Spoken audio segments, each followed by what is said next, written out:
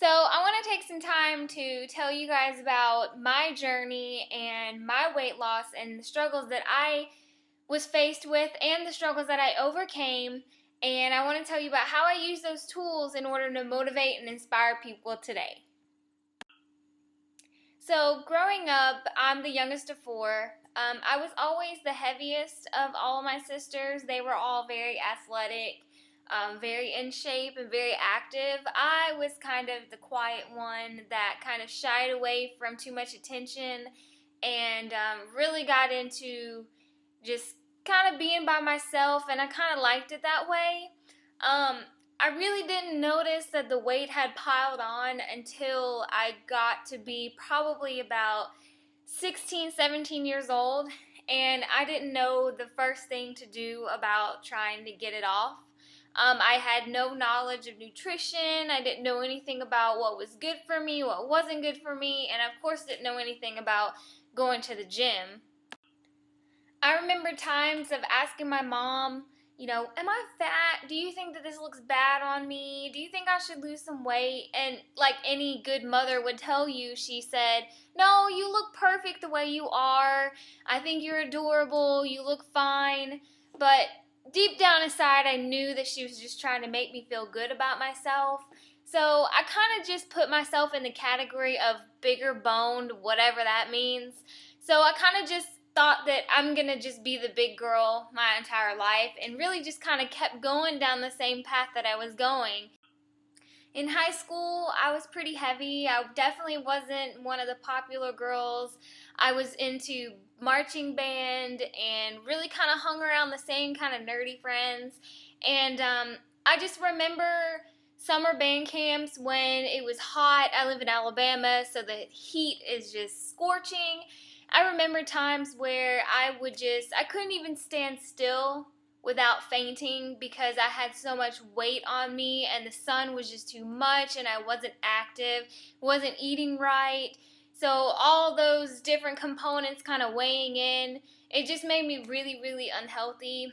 I remember actually being a leader in one of our sections and trying to set the example, but I just couldn't get it together because I was overweight. I was fainting, I was having dizzy spells, and it was just very embarrassing for me to just try to be a leader, but I can't actually lead because my weight was holding me back.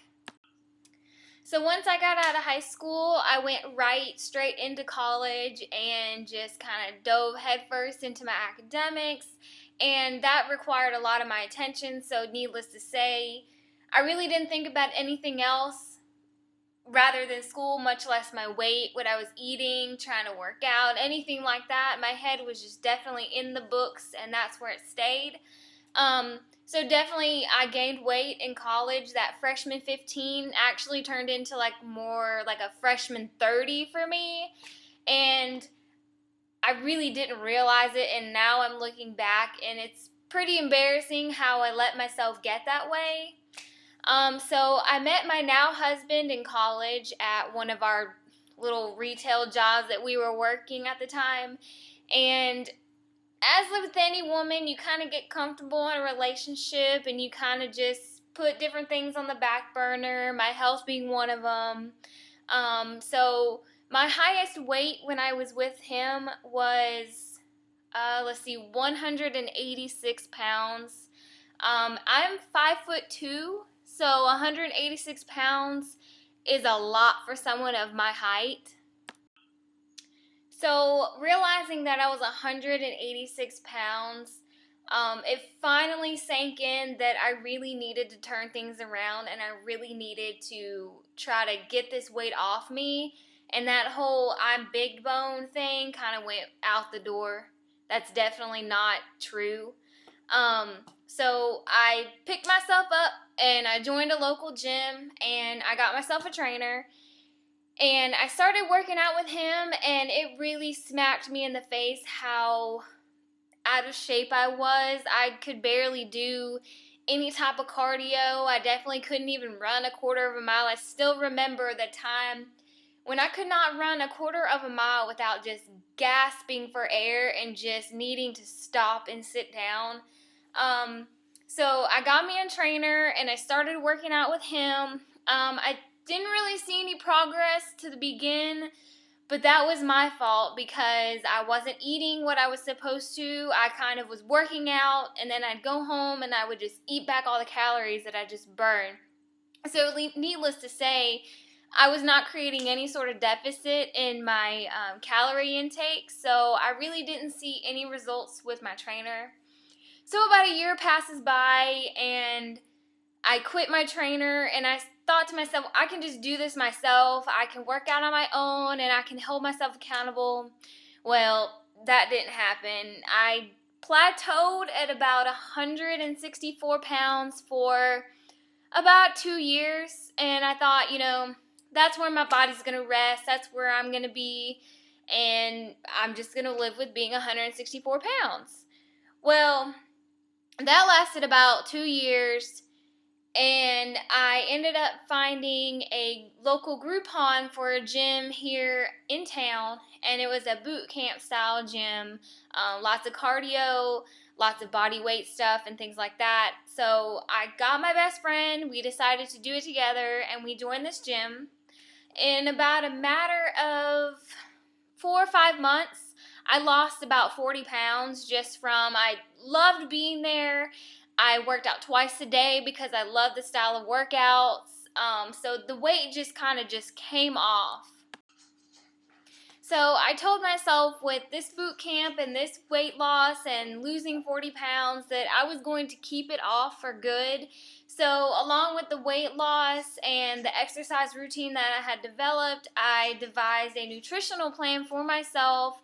I used MyFitnessPal to track everything that I was eating and all the macronutrients of everything I was eating.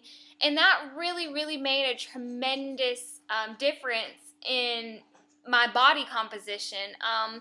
I remember when I was 186 pounds, I went online and I did the whole BMI check, and it had me in the morbidly obese range. And to say I was disappointed in myself is an understatement.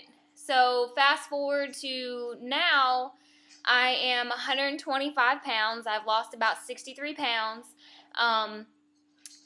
Doing that same BMI calculator, I'm now in the normal range, and to have crossed from obese to normal with such a weight off my shoulders. I mean, I know that there's better methods of measuring weight and things like that, but it was kind of a victory for me to have been obese at one point in time and worked my butt off and gotten to a normal level.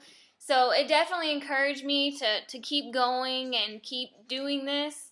The boot camp actually turned out to be a life-changing event for me. I got in real good rapport with the owner.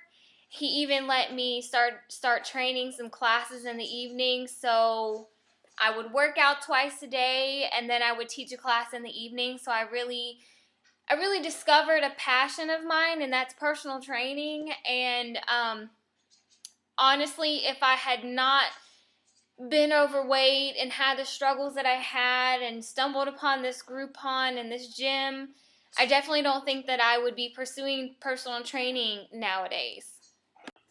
So now that I've gotten the weight off and I'm finally happy with where I am, I use the tools that were given to me and presented to me to help friends, family, strangers start their journeys and have success. I like to motivate people through pictures on Instagram, through Facebook, through my blog.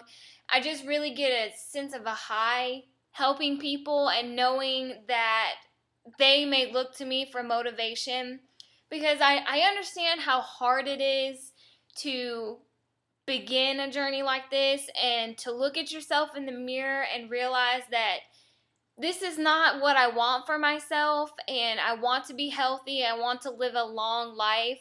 So I understand how hard it is to get started, and I really like to encourage people and motivate people to really understand that they can do this too. I have been there, I've overcome this, and you can too. So I hope that you find my story encouraging and motivating. And if you're just starting out your weight loss journey, just always remember that you're strong enough. You can do this, you will do it, and you'll always be successful. Thank you, 1stPhorm, for watching this video. I hope that you see how dedicated I am to this contest, and I hope that I exemplify all the traits that you're looking for in your next athlete.